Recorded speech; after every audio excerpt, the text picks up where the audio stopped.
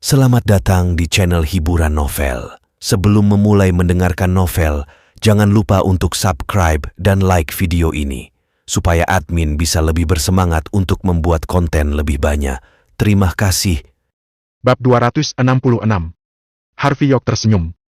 Shirley, kau ini seperti zaman kita kuliah masih saja menasihatiku tentang hidup tiba-tiba. Jangan bercanda. Teman kelas kita semua punya dugaan kuat tentangmu di reuni terakhir kemarin. Mengapa kau tidak punya pekerjaan yang layak daripada berkeliaran begini? Shirley khawatir. Apa kau pikir kau bahagia sekarang? Kau bersedia menjadi penipu demi mendapatkan beberapa dolar. Kenapa kau tidak kerja yang lebih baik seperti di bidang keamanan agar hidupmu layak? Shirley memperlakukan Harvey dengan sangat baik. Dia masih mengkhawatirkan Harvey meskipun Harvey dalam keadaan prihatin. Harvey bereaksi dengan cara yang sama seperti yang biasa dia lakukan dulu. Dia mengulurkan tangannya dan memegang wajah Shirley. Sejujurnya, aku menyesal tidak mendengarkanmu selama bertahun-tahun. Aku belum paham pelajaran hidup yang sudah menempaku. Tapi aku baik-baik saja sekarang. Dia telah menjadi CEO York Enterprise dan sama sekali tidak merasa sedih. Dia senang meski sempat mengalami sedikit konflik dengan Mandy di rumah sakit tadi. Kau... Shirley mengangkat alis. Kau tidak ada kemajuan apapun. Shirley terdengar kecewa. Dia memutuskan untuk tidak menasihati Harvey lagi dan menunjuk ke mobil di samping sebagai gantinya. Lupakan, aku tidak akan bicara lebih banyak. Kau telah menggores mobil Jerry. Jangan lapor ke polisi. Bayar saja uang untuk perbaikannya. Jerry segera mendekat dan terlihat wajahnya tidak suka ketika dia melihat Harvey memegang wajah Shirley. Dia mendengus. Harvey, aku tidak akan menganggap ini serius demi Shirley. Beri aku $2,000 untuk perbaiki mobilku. $2,000? Apa yang dia pikirkan? Harvey tidak bisa berkata-kata. Sepeda listriknya rusak parah, namun mobil Jerry hanya mengalami sedikit goresan. Lalu, dialah yang menabraknya. Ini bukan tanggung jawab Harvey. Total harga MPV-nya $30,000. Hanya ada sedikit goresan di cat dan dia ingin mengklaim $2,000. Si brengsek ini pasti sudah gila, pikirannya uang terus. Jerry sepertinya telah memahami Harvey. Dia menjawab. Harvey, aku tahu apa yang kau pikirkan, kau menganggap akulah yang menabrakmu kan? Tapi, kau tahu bahwa ini adalah tempat parkir untuk mobil. Ini bukan tempat untuk memarkir sepeda listrik. Kau tidak memiliki mobil pribadi dan membawa keluar seorang wanita cantik. Aku mengerti bahwa kau ingin pamer dengan memarkir sepeda listrik di sini sesukamu. Tapi, mengambil tempat parkir bukanlah perilaku yang benar. Kau mengerti? Harvey tertawa karena frustasi. Jerry, aku ingin tahu siapa yang memutuskan bahwa sepeda listrik tidak diperbolehkan parkir di tempat parkir ini. Selain itu, kau yang menabrakku dan aku bahkan tidak meminta apapun darimu. Sekarang kau mengejekku karena tidak sukses. Ini bukan tempat parkir di jalan. Ini adalah tempat parkir Hotel Nyumhi. Jadi, kenapa tidak boleh parkir seberaku di sini? Jerry bingung, dia kalah argumen. Harvey, aku sudah beri keringanan karena kau adik kelasku di universitas. Tapi kau tidak ada rasa hormat? Kau malah memperburuk keadaan karena sikapmu, salah siapa sekarang? Sudah gila ya dia. Dia memuntahkan segala macam omong kosong. Bukannya menerima omelan, dia malah menegur balik. Harvey acuh tak acuh dan berkata, aku bahkan tidak yakin apa kau ingin menjaga reputasi baikmu. Jika kau memiliki kemampuan, belilah tempat parkir ini. Aku akan segera bayar, jangan hanya pamer di sini. Kau pasti bosan hidup. Jerry menendang Harvey. Jerry sangat jago di bidang olahraga. Dia tinggi, kekar, dan rutin fitness. Makanya, dia sangat percaya diri akan sangat mudah untuk menghajar Harvey. Namun, selama momen penting ini, Shirley menahannya. Kak, tolong jangan emosi. Harvey tidak melakukannya dengan sengaja. Shirley sangat marah pada Harvey. Kenapa si brengsek ini jadi begini? Jelas bahwa dia bersalah, tapi tidak mau mengakuinya. Dasar pembangkang. Shirley kemudian pikir ada yang salah. Harvey memarkir sepedanya di sini dan membawa seorang wanita cantik. Mungkinkah? Harvey, kau datang ke sini untuk bekerja? Aku mendengar bahwa Grand Nyumhi Hotel baru-baru ini mempekerjakan orang. Kau salah satunya. Shirley memandang dengan kagum. Bukan ide yang buruk bagi Harvey datang ke sini untuk bekerja meskipun dia hanya mencuci piring di Grand Nyumhi Hotel. Tidak terlintas dalam pikirannya sama sekali bahwa Harvey ada di sini untuk menghabiskan uang. Restoran barat Grand Nyumhi Hotel tidak hanya mewajibkan pemesanan, tetapi makanan mereka juga sangat mahal. Gaji bulanan orang normal tidak akan mampu membayar untuk satu kali makan. Mustahil bagi Harvey untuk mengeluarkan uang di sini melihat dari keadaannya. Dia melihat penampilannya yang tampak buruk dan berpikir bahwa dia seharusnya bekerja sebagai penjaga keamanan atau untuk mencuci piring. Harvey, jika kau tidak membayar $2,000 itu hari ini, aku akan membuatmu kehilangan pekerjaan. Jerry menatap dingin Harvey. Aku VIP di sini. Yang diperlukan hanyalah satu panggilan keluhan dan kau akan hancur. Bab 267 dan ke-268. Harvey mengabaikan Jerry yang melompat-lompat selap untuk bertarung.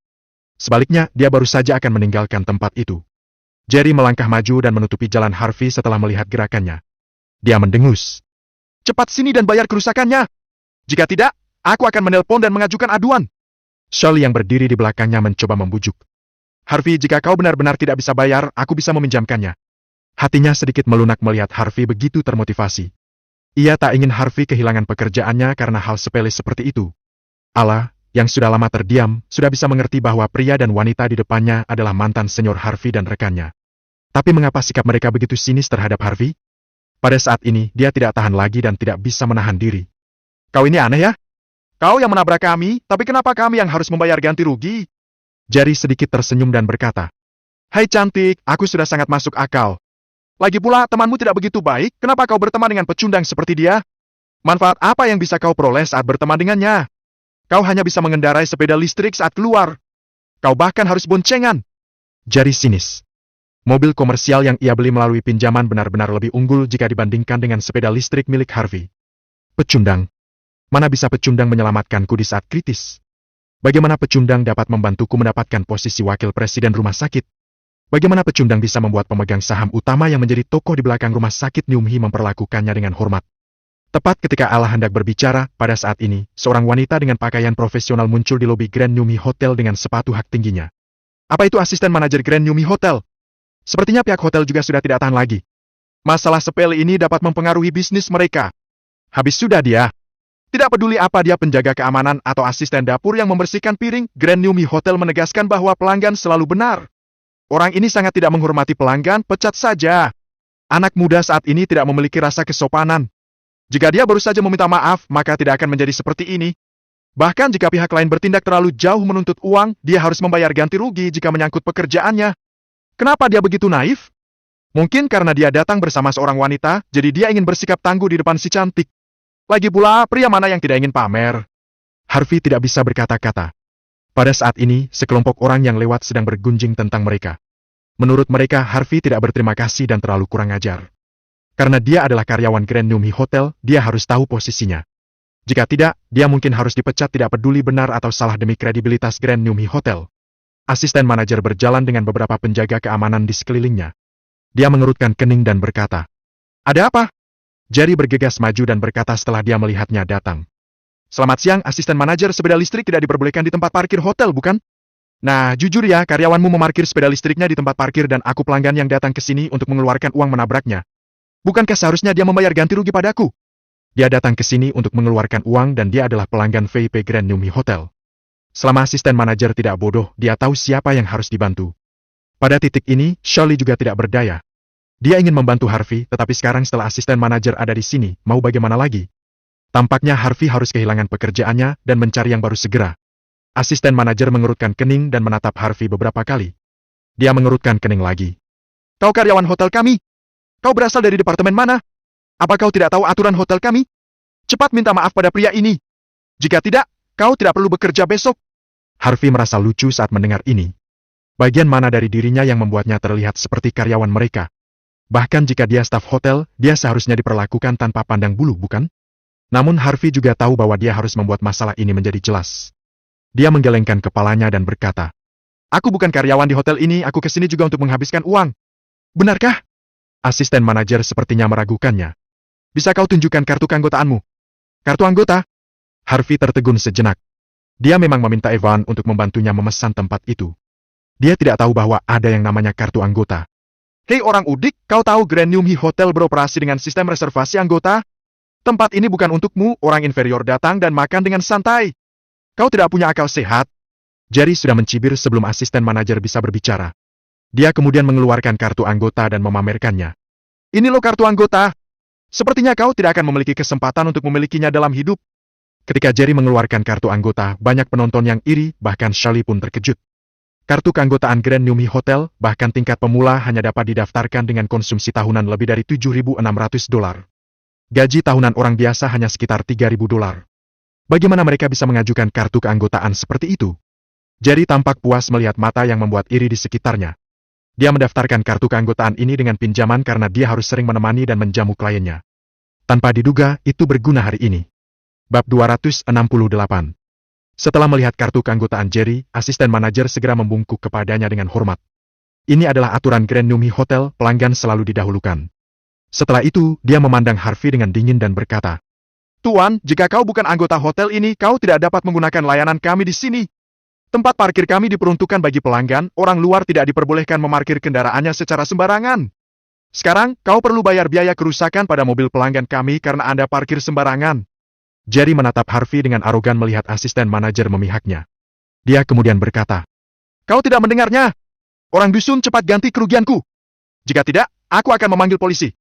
Harvey mengerutkan kening. Ia tak menyangka Grand Numi Hotel punya aturan seperti itu. Namun, dia masih berkata dengan sungguh-sungguh, "Asisten manajer, meskipun aku tidak mengajukan kartu keanggotaan hotel, aku sudah meminta sekretarisku untuk memesan tempat. Tidak bisakah aku parkir di sini? Dia ada di sini untuk mentraktir Ala makan malam hari ini. Oleh karena itu, dia tidak ingin menimbulkan masalah dan hanya ingin menjelaskan semuanya." Asisten manajer dan Jerry saling memandang. Setelah beberapa saat, Jerry tiba-tiba tertawa dan berkata dengan keras, "Semuanya, apa aku mendengarnya dengan baik? Orang ini bilang dia meminta sekretarisnya untuk memesan di sini. Apa dia tahu arti sekretaris? Bahkan jika mau pamer, ini bukanlah cara yang tepat." Shirley menghela nafas. Dia merasa berkonflik dan berkata, "Harvey, jika kau ingin menikmati makan malam di sini, cepatlah minta maaf kepada senior kita. Kemudian biarkan dia memesankan tempat untukmu. Sudahi saja ya? Ya, maafkan aku. Selama kau berlutut dan meminta maaf kepadaku sekarang, kau tidak perlu membayar ganti rugi. Aku juga akan memesankan meja untukmu. Bagaimana?" Mata Jerry berbinar. Orang ini, Harvey, selalu membuat masalah ketika dia dulu mengejar Shirley. Jika dia bisa membiarkannya berlutut hari ini, tidak masalah jika dia tidak membayar ganti rugi. Dia bisa memenangkan hati Shirley dalam beberapa menit selama dia terlihat tenang di hadapannya. Harvey menatap Jerry dengan dingin. Dia tidak peduli padanya. Dia kemudian mengerutkan kening dan menatap asisten manajer. Dia berkata, "Aku memang meminta sekretarisku untuk memesan tempat untukku. Kalau kau tidak percaya, kau dapat memeriksa catatannya." "Periksa catatannya?" Asisten manajer tertawa. Pria miskin ini terus bilang bahwa sekretarisnya telah membuat reservasi dan ingin dia memeriksa catatan yang tidak ada. Orang-orang yang memiliki sekretaris adalah orang-orang hebat. Semuanya memiliki mobil mewah dan biasanya diikuti oleh beberapa penjaga saat bepergian. Dia hanya mengendarai sepeda listrik umum dan tetap saja dia ingin sombong. Bertindak sebagai CEO lagi. Apa dia membual di depan gadis itu sampai dia benar-benar percaya bahwa dia adalah CEO? Asisten manajer mengabaikan Harvey. Dia menjawab, "Sudah, jangan sia-siakan waktu pelanggan yang berharga. Cepat bayar ganti rugi lalu pergilah. Kami tidak menyambutmu di sini." Harvey mulai jenuh. Orang-orang itu gila ya? Dia baru saja mengundang Ella makan malam. Mengapa mereka begitu usil? Saat ini, dia mengerutkan kening dan berkata, "Apa maksudmu? Aku tidak diperbolehkan makan di sini. Kau yakin?" "Apa aku yakin? Aku sangat yakin." Asisten manajer kemudian tersenyum dan berkata, "Aku sudah mengatakan terus terang, apalagi yang kau ingin aku katakan? Kau ingin aku memberitahu bahwa pria miskin sepertimu tidak akan pernah memenuhi syarat untuk memasuki Grand Numi Hotel selama sisa hidupmu." Harvey menjadi semakin acuh tak acuh.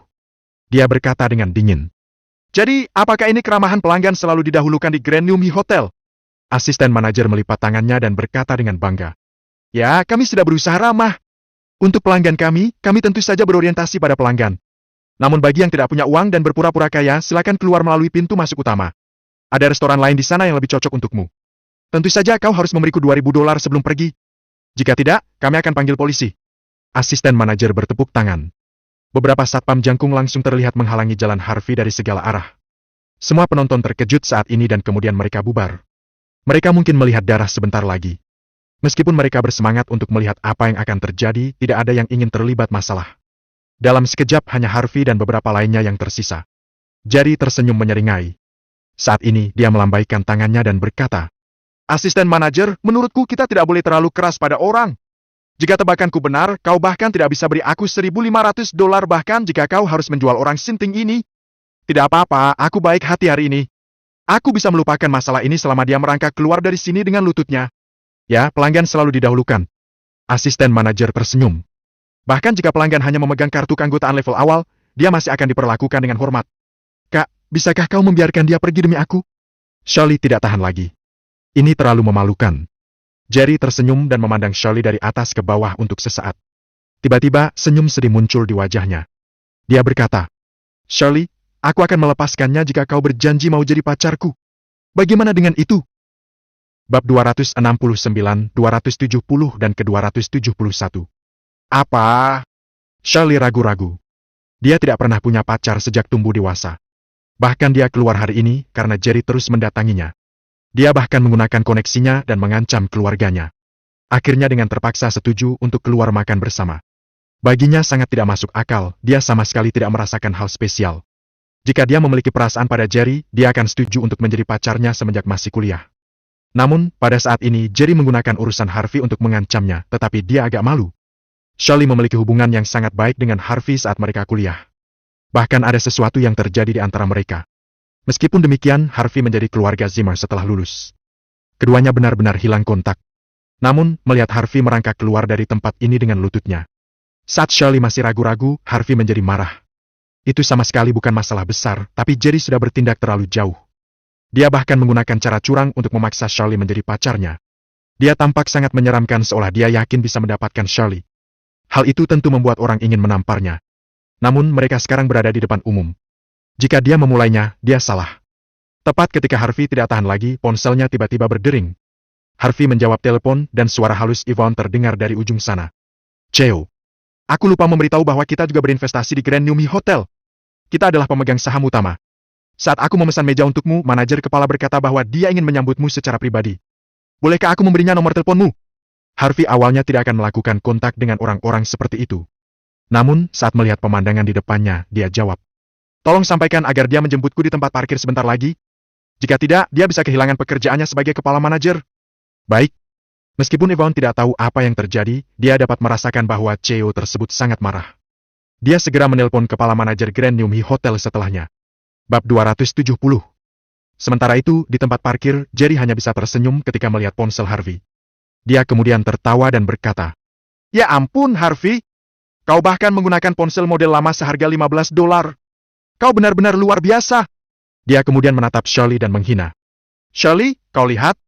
Dia orang miskin dan tidak berguna. Untuk apa terus membantunya? Kau pikir dia akan berterima kasih? Aku tahu ada sesuatu yang terjadi di antara kalian berdua dulu, tapi lihat dia bukan apa-apa sekarang. Dia bahkan tidak memenuhi syarat untuk berdiri di depanku. Kau masih memikirkan kebaikannya dan menolak menjadi pacarku?" Benar saja, Jerry juga tidak bodoh. Dia tahu bahwa Harvey yang telah merusak rencananya ketika dia mengejar Shirley saat itu. Dia pasti ingin mempermalukan Harvey habis-habisan karena punya kesempatan hari ini. Tidak hanya bisa melampiaskan amarahnya, tapi dia juga bisa hilangkan kesan baik Harvey dalam diri Shirley. Hanya agar dia bisa memenangkan jiwa dan raga Shirley. Harvey menatap Shirley dan berkata dengan lembut, "Shirley, kau tidak harus menyetujui permintaannya. Aku akan menyelesaikan masalah ini sendiri. Aku akan mengundangmu untuk makan malam nanti." Dia memandang ke arah Jerry lagi dan berkata dengan dingin, "Jerry, jika aku jadi kau, aku akan berlutut dan meminta maaf sekarang, lalu keluar dari sini. Atau tidak mudah untuk pergi setelah ini. Kau ingin aku berlutut dan meminta maaf? Dan bahkan ingin aku keluar?" Jerry berteriak, "Harvey, kau pikir kau ini siapa? Asisten manajer, jangan pedulikan dia, pukul saja dia.